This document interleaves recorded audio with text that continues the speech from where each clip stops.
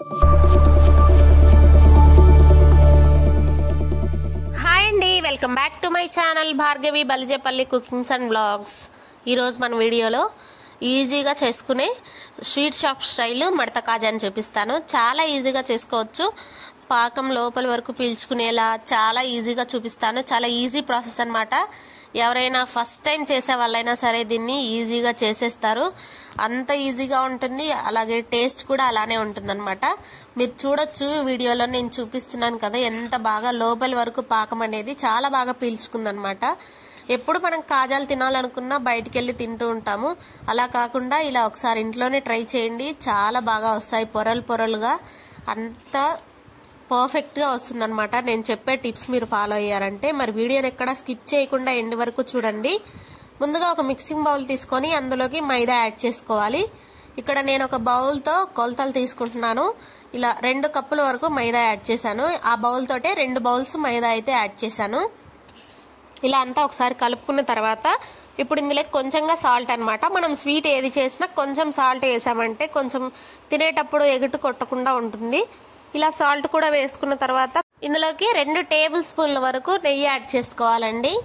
ఇలా నెయ్యి యాడ్ చేసుకోవడం వల్ల మనకి మంచిగా బాగా వస్తాయన్నమాట, గుల్ల గుల్లగా వస్తాయి కాజాలు అనేవి.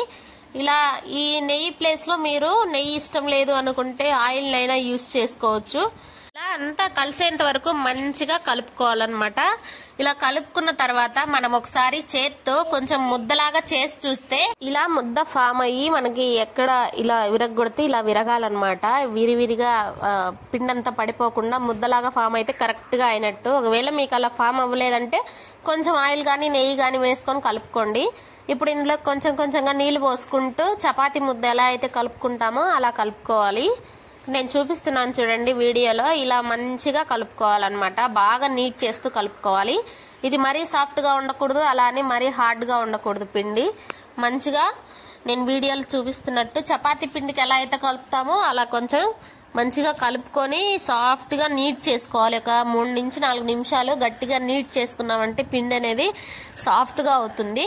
ఇలా చేసుకున్న ఈ పిండిని ఒక 15 నిమిషాలు పక్కన పెట్టుకోవాలండి. ఖచ్చితంగా 15 నుంచి 20 నిమిషాలు పక్కన పెట్టుకొని ఈలోపు మనము షుగర్ పాకం అనేది ప్రిపేర్ చేసుకోవచ్చు. ఈ గ్యాప్లో ఇప్పుడు షుగర్ పాకం కోసం ఒక గిన్నె తీసుకోండి. ఇది కొంచెం లోతుగా ఉండేటట్టు చూసుకోండి. అప్పుడే మనకి పాకం లోపల కాజాలు వేసినప్పుడు కూడా వెడల్పు లేకుండా ఉంటే బాగా పీల్చుకుంటాయి. ఇప్పుడు మనం ఇందాక ఏ కప్పుతో అయితే మైదా వేసామో అదే కప్పుతో 2 కప్పులు మైదాకి 2 కప్పులు షుగర్ వేసుకోవాలి. ఇలా 2 కప్పులు షుగర్కి 2 కప్పులు నీళ్లు పోసుకోవాలండి. కరెక్ట్ కొలత అనమాట నేను చెప్పేది. ఈ కొలతలో చేసుకున్నారంటే చాలా పర్ఫెక్ట్గా వస్తాయి. ఇలా 2 కప్పులు షుగర్కి 2 కప్పులు వాటర్ యాడ్ చేసి స్టవ్ పైన పెట్టుకొని మంచిగా దీన్ని పాకం వచ్చేంత వరకు మరిగించుకోవాలండి. పాకం అంటే ఏ తీగ పాకమో ఉంట పాకమో అవసరం లేదనమాట. మనకి గులాబ్ జామున్ పాకం కంటే కొంచెం ఎక్కువగా వస్తే సరిపోతుంది. కొంచెం చేతికి మనకి జిగురు జిగురుగా తగిలితే మనకి పాకం అనేది సరిపోతుంది అనమాట. నెక్స్ట్ ఇక్కడ చూపిస్తున్నాను చూడండి. నేను ఇలా మనము చేతి వేళ్ల మధ్య తాకి చూస్తే జిగురు జిగురుగా కొంచెం స్టిక్కీగా వేళ్ళు అంటుకోవాలన్నమాట. ఇలా వస్తే సరిపోతుంది. ఇలా వచ్చిన తర్వాత ఇందులోకి యాలకుల పొడి వేసుకొని స్టవ్ ఆఫ్ చేసి దింపేసుకుందాము. ఇప్పుడు మనం ముందుగా కలిపి పెట్టుకున్న పిండి ఇందుకు చూసారా, మంచిగా సాఫ్ట్గా అయిందనమాట. ఒక 15 నిమిషాల తర్వాత దీన్ని ఒక 5 నుంచి 7 నిమిషాలు బాగా గట్టిగా ప్రెస్ చేస్తూ బాగా కలుపుకోవాలన్నమాట. బాగా నీట్ చేసుకున్నారంటే మనకి గుల్ల గుల్లగా బాగా వస్తాయన్నమాట. పొరలు అనేవి బాగా విడివిడిగా వస్తాయి. ఇలా నేను వీడియోలో చూపిస్తున్నట్టు బాగా కలుపుకోవాలి. ఇలా కలుపుకున్న తర్వాత వీటిని ఒక 5 పార్ట్స్గా డివైడ్ చేసుకొని 5 ముద్దల్లాగా చేసుకొని పక్కన పెట్టుకోవాలి. ఇక్కడ నేను వీడియోలో చూపిస్తున్నాను చూడండి. ఇలా ఈ 5 పార్ట్స్ని ఒక్కటి మాత్రం పెట్టుకొని మిగిలిన 4 బౌల్లోకి వేసుకొని ఇవి ఆరిపోకుండా మూత పెట్టుకొని పక్కన పెట్టుకుందాము. ఇప్పుడు ఒక చపాతీ ముద్ద ఉంది కదండి, దాన్ని తీసుకొని మనము పొడిపిండి చల్లుకొని చపాతీలాగా రోల్ చేసుకోవాలన్నమాట. ఇక్కడ నేను వీడియోలో చూపిస్తున్నాను చూడండి.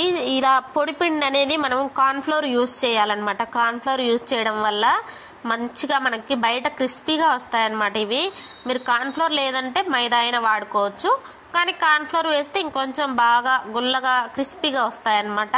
ఇక్కడ నేను వీడియోలో చూపిస్తున్నట్టు మీకు ఎంత వీలైతే అంత పల్చగా ఒత్తుకోవాలన్నమాట. దీన్ని ఇలా మనం పల్చగా చేసుకోవడం వల్ల ఆయిల్లో వేసినప్పుడు పొరలు బాగా విడిగా వస్తాయి అన్నమాట. లేదు అంటే కొంచెం మందంగా ఉంటే లోపల వరకు ఉడకదు, అంతా తింటున్నప్పుడు పచ్చి పచ్చిగా అనిపిస్తూ ఉంటుంది. ఇక్కడ నేను చూపిస్తున్నాను చూడండి, ఈ విధంగా ఇలా పల్చగా వచ్చేటట్టు చేసుకోండి మీకు ఎంత వీలైతే అంత. మిగిలిన చపాతీలు ఉన్నాయి కదండి, మనం 5 పార్ట్స్గా తీసుకున్నాం కదా, మొత్తం ఆ 5 పార్ట్స్ని ఈ విధంగా చపాతీలాగా 5 చేసుకున్న తర్వాత ఇలా లాస్ట్ చపాతీ కూడా చేసుకొని అది అలాగే పెట్టుకొని దాని మీద కొంచెం ఆయిల్ యాడ్ చేసుకోవాలి. ఇలా ఆయిల్ వేసుకొని అంతా స్ప్రెడ్ చేసుకోవాలన్నమాట మంచిగా. ఇలా చేత్తో కానీ లేదంటే దేంతో అయినా మీకు దేంతో వీలైతే దాంతో ఇలా చేత్తో అయినా స్ప్రెడ్ చేసుకొని మంచిగా ఆయిల్ అంతా చపాతీకి ఎడ్జెస్ వరకు మంచిగా అయ్యేటట్టు ఈ విధంగా చేసుకున్న తర్వాత ఇప్పుడు దీనిపైన పొడిపిండి చల్లుకోవాలన్నమాట. ఇక్కడ నేను పొడిపిండి కూడా కార్న్ ఫ్లోరే చల్లుతున్నాను అనమాట. ఈ ప్లేస్లో మీరు మైదా అయినా యాడ్ చేసుకోవచ్చు. ఇలా నేను టీ స్ట్రైనర్లో వేసి ఇలా వేస్తే ఇలా మొత్తం పడుతుంది అనమాట, అంతా ఈజీగా ఈవెన్గా స్ప్రెడ్ అవుతుంది. అందుకని చెప్పి ఇలా వేసాను. మీరు చేత్తో అయినా మంచిగా ఈ విధంగా చల్లుకొని ఇలా అంతా అయ్యేటట్టు స్ప్రెడ్ చేసుకోవాలన్నమాట. ఇప్పుడు దీనిపైన ఇంకో చపాతీని పెట్టుకోవాలి. ఇక్కడ నేను వీడియోలో చూపిస్తున్నాను చూడండి, ఈ విధంగా ఇంకో చపాతీని దీనిపైన వేసుకోవాలన్నమాట. ఇలా కొంచెం అంచుల్ని లాక్కుంటూ ఆ కింద చపాతీ వెడల్పు వచ్చేలాగా చేసుకున్న తర్వాత సేమ్ రిపీట్ చేయాలన్నమాట. దీని మీద కూడా మనం కింద ఎలాగైతే చేసామో ఆయిల్ అప్లై చేసి అలాగే పొడిపిండి చల్లుకొని అలా చేసుకోవాలన్నమాట. ఈ చపాతీకి కూడా నేను వీడియోలో చూపిస్తాను. నేను చెప్పేదానికంటే మీరు వీడియోలో క్లియర్గా చూసారంటే ఈజీగా అర్థమవుతుంది అనమాట. ఇలా అంతా స్ప్రెడ్ చేసుకొని సేమ్ అదే ప్రాసెస్లో మళ్ళీ పొడిపిండి కూడా చల్లేసుకోవాలన్నమాట. ఇలా కార్న్ఫ్లోర్ లేని పక్షంలో మీరు మైదా యాడ్ చేసుకోవచ్చు. ఇప్పుడు మూడోది ఇలా సేమ్ అన్ని చపాతీలని 5 చపాతీలు చేసుకున్న తర్వాత చూపిస్తున్నాను చూడండి. ఇది లాస్ట్ 5వ చపాతీ అనమాట. ఇలా చేసుకొని దీనికి మొత్తం ఆయిల్ అప్లై చేసుకోవాలన్నమాట. దీనికి పొడిపిండి అవసరం లేదు. ఇప్పుడు నేను చూపిస్తున్నట్టు నిదానంగా ఈ విధంగా రోల్ చేసుకుంటూ రావాలన్నమాట. చివరి నుంచి గట్టిగా ప్రెస్ చేసుకుంటూ చేసుకోవాలి. రోలు లైట్గా చేసుకోకూడదండి. నేను వీడియోలో మీకు అర్థమైతా ఉంటుంది కదా నేను చేసేది. కొంచెం గట్టిగా ప్రెస్ చేసుకుంటూ ఈ విధంగా రోల్ చేసుకోవాలన్నమాట. చూస్తున్నారు కదా, ఈ విధంగా రోల్ చేసుకోవాలి. ఇప్పుడు మనం లాస్ట్ చివరికి వచ్చేసరికి దీన్ని కొంచెం ఈ విధంగా కొంచెం పలుచగా అనుకోవాలన్నమాట. ఇలా ఎందుకంటే మనం ఇది కొంచెం అంటుకోవాలన్నమాట. అంటుకుంటేనే మనకి ఇది రోల్ అనేది కరెక్ట్గా ఉంటుంది. ఇప్పుడు కొంచెం వాటర్ కూడా తడి చేసుకోవాలన్నమాట. ఇలా వాటర్ కూడా తడి చేసుకొని ఇప్పుడు దీన్ని మొత్తం రోల్ చేసుకోవాలి నీట్గా. ఇప్పుడు అంటుకుపోతుంది అనమాట. ఒక 2 మినిట్స్ అలా పెట్టేస్తే ఇలా రోల్ చేసుకొని 2 మినిట్స్ తర్వాత మనం నైఫ్ తోటి ఎడ్జెస్ని కట్ చేసుకోవాలి. ఫస్ట్ ఇలా ఎడ్జెస్ని కట్ చేసుకున్న తర్వాత మనం కాజాల్లాగా కట్ చేసుకోవాలన్నమాట. కొంచెం ఇలా నైఫ్ కతుక్కుంటుంది అనుకుంటే దీనికి కొంచెం పొడిపిండి చల్లుకోవచ్చు. ఇలా పొడిపిండి అప్లై చేసుకుంటే మనకి అతుక్కోకుండా నీట్గా వచ్చేస్తాయి అన్నమాట. ఇలా మనకి ఎన్ని వీలైతే అన్ని కాజాలు కట్ చేసుకోవాలి. సన్నగా కావాలంటే సన్నగా అయినా చేసుకోవచ్చు, కొంచెం లావుగా కావాలి అనుకుంటే కొంచెం లావుగా అయినా కట్ చేసుకోవచ్చు. ఇక్కడ నేను చేసిన పిండికి అయితే 13 నుంచి 14 వరకు ఇవి వచ్చాయన్నమాట కాజాలు అనేవి. ఇలా కాజాలన్నీ కట్ చేసుకున్న తర్వాత మనం అలానే ఉంచకూడదండి, ఇలా కొంచెం గట్టిగా ప్రెస్ చేసుకోవాలన్నమాట. ఇలా నేను చూపిస్తున్నాను చూడండి, ఒక వేలు పెట్టి ఈ విధంగా ప్రెస్ చేసుకోవాలి. లేదు ప్రెస్ చేసుకోవడానికి రావట్లేదు అనుకుంటే చపాతీ కర్ర ఉంటుంది కదండి, చపాతీ కర్రతో అయినా లైట్గా పైన రోల్ చేసుకుంటే సరిపోతుంది. ఆ ప్రాసెస్ కూడా నేను మీకు చూపిస్తాను. ఇక్కడే మనకి అసలు ప్రాసెస్ అన్నమాట. చాలా జాగ్రత్తగా చేసుకోవాలి. చూపించాను కదా, ఇక్కడ చపాతీ కర్రతో ఈ విధంగా రోల్ చేసుకొని పక్కన పెట్టుకోవాలి. మీరు భయపడకుండా నీట్గా చేసుకోవాలండి, లేదంటే మళ్ళీ అతుక్కుపోతాయని ఏం భయపడొద్దు. ఆయిల్లో వేస్తే అవి మనకి పొరలు వస్తాయి అన్నమాట.